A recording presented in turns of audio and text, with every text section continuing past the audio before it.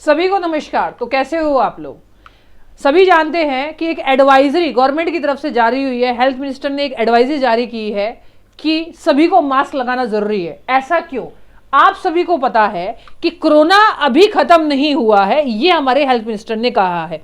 लेकिन लोगों को टेंशन, पूरे संसार में जो टेंशन बनी हुई है वो सिर्फ इस वजह से बनी हुई है कि भाई चाइना को देखते हुए ना लोगों की हालत खराब हो रही है कि कहीं ऐसा ना हो कि चाइना से ही कोविड शुरू हुआ था और फिर दोबारा से कहीं वही सिचुएशन ना बैठ जाए। चाइना में इतनी गंदी हालत हो रखी है जिसकी कोई हद नहीं। पूरी तरह से वहां पे लोग जो है वो कोविड से इफेक्टेड हो रखे हैं, लोग मर रहे हैं। जो लोग इलाज कर रहे हैं, जो स्टाफ इलाज कर रहा है वो खुद कोविड पॉजिटिव है। अब यहां पे देखा जाए तो पूरा स्टॉक मार्केट जो है वो चाइना में बहुत ज्यादा कोरोना फैलने की वजह से गिर गया है, क्योंकि आपको पता है कि पूरी दुनिया का सबसे ज्यादा मैन्युफैक्चर जो होता है वो चाइना के अंदर होता है। तो हाल ही में आगे चल के ऐसा हो सकता है कि इकोनॉमिकली वो प्रभाव पड़े पूरी दुनिया में। भारत के अंदर बहुत जल्दी मैन्युफैक्चरिंग आएगी क्योंकि चाइना में ये हालात है, लेकिन अभी 3-4 साल लगेंगे उस चीज को आने में। खैर, अब हम बात अपनी आगे बढ़ाते हैं। जो मेन मुद्दे की बात है, मेन मुद्दे की बात ये है कि जो हमारे हेल्थ मिनिस्टर है उन्होंने एक एडवाइजरी जारी की है। पूरी एडवाइजरी में यह है कि भाई आपको मास्क लगाना जरूरी है अगर आप भीड़ भाड़ के इलाके में जाते हैं। भारत जोड़ो यात्रा के लिए भी उन्होंने बोला है कि अगर भीड़ भाड़ का इलाका है तो थोड़ा सा, मतलब भीड़ भाड़ है तो थोड़ा रोका जाए।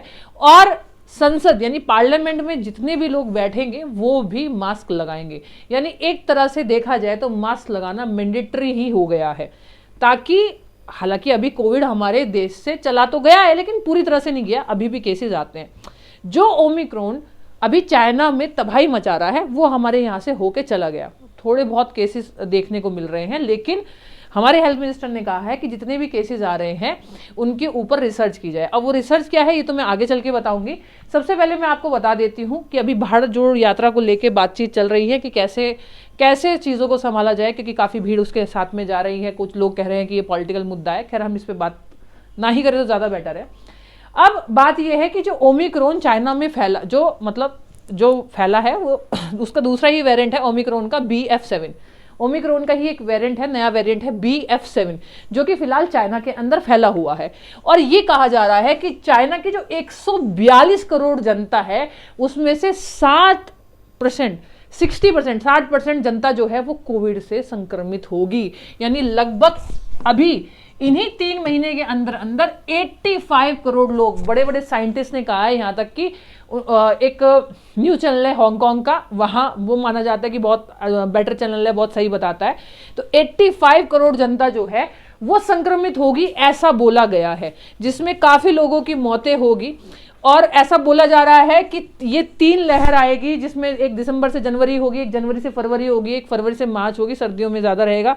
और इनके यहाँ पे नया साल भी मनाया जाता है, तो जितने भी चीनी लोग हैं वो बहुत दूर दूर से आते हैं। तो बोल रहे हैं कि 2023 की शुरुआत में ही लगभग 16 लाख लोगों की मौत हो जाएगी चाइना के अंदर। ये डाटा निकाला जा रहा है।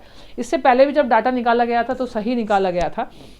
अब आपके दिमाग में एक बात चल रही होगी कि इतनी सख्ती, मतलब जैसे जो शी जिनपिंग जो चाइना के प्रेसिडेंट है वो ये बोलते थे भाई मेरे पास तो अस्पताल है, मेरे पास तो दवाइयाँ हैं, मेरे पास तो फलाना है, हम तो और लोगों को भी दवाइयाँ दे रहे हैं। फिर ऐसा क्या हुआ कि सब कुछ फेल हो गया।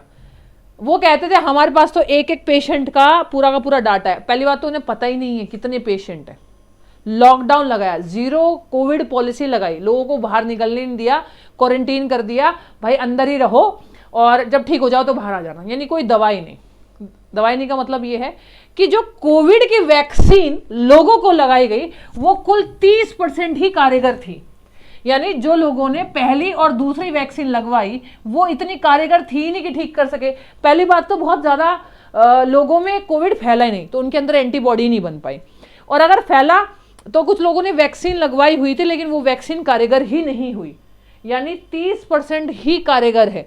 और चाइना अपने आप में इतना ज़्यादा वो बन रहा था कि हमसे ले लो वैक्सीन। इसने ये जो वैक्सीन है ये पाकिस्तान और अफ्रीका में भी भेज रहा था, लेकिन पाकिस्तानियों ने और अफ्रीकनों ने ये वैक्सीन को इस्तेमाल ही नहीं किया। WHO से मंगवाई, भारत से मंगवाई, जैसे भारत ने बहुत जगह भेजा। अब शी जिनपिंग का क्या है, ये 30% काम नहीं कर रही। अब शी जिनपिंग का क्या है कि मांगूंगा तो बेइज्जती होगी, क्योंकि मैं तो अपने आप को स्ट्रांग दिखा रहा था। अरे अब भी जरूरत है तो भारत वाले देने को तैयार है, भले ही तुम्हें लाठी से तोड़ दिया, पीट दिया, वो अलग बात है, लेकिन तुम भाई एक बार मांगोगे तो हम दे देंगे वैक्सीन। मांग के तो देखो नहीं, लेकिन तुम्हारी तो बेइज्जती हो जाएगी, तुम क्यों मांगोगे भाई वैक्सीन हमसे। अभी जिस हिसाब का ये वायरस है, इसके लिए बूस्टर डोज की जरूरत है।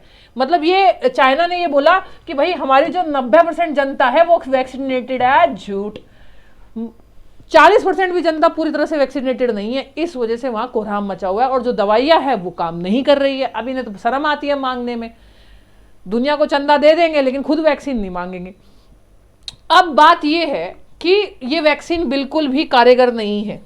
तो चाइना के बारे में एक बात कही जाती है, चीन का सामान चले तो चांद तक, ना चले तो शाम तक। तो बस ये वही बात है कि ना चले तो शाम तक। अब चीन का जो शमशान घाट है वो लाशों के अंबार से भरा पड़ा है, ये आज तक की रिपोर्ट है, और हर चैनल की रिपोर्ट यही आ रही है कि लोगों की कतार हुजूम लगा पड़ा है, उन्हें जलाने के लिए जगह भी नहीं बची है।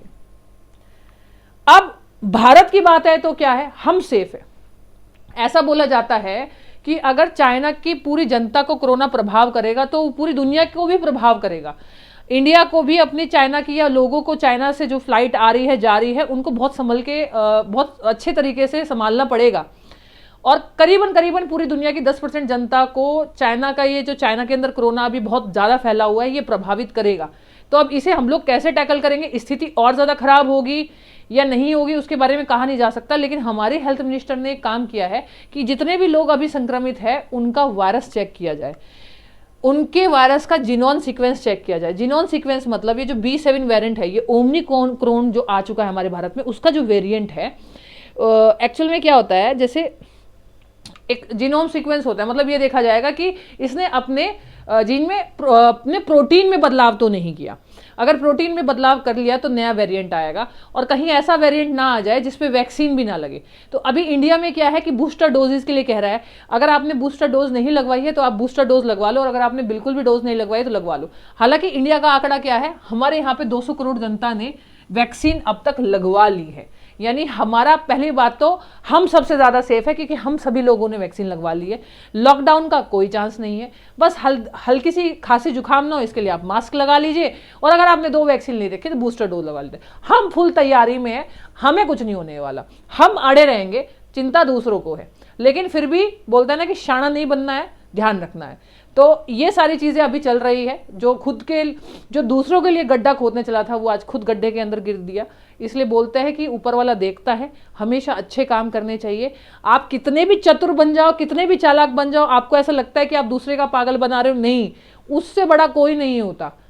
बुरा करोगे तो बुरा मिलेगा, अच्छा करोगे तो अच्छा मिलेगा। इसलिए कभी किसी का बुरा ना करें। तब तक के लिए thank you so much, bye bye, love you all, जय हिंद, जय भारत। मिलते हैं आपसे जल्दी, और ये वीडियो कैसी लगी कमेंट सेक्शन में बताना ना भूलना। Bye bye.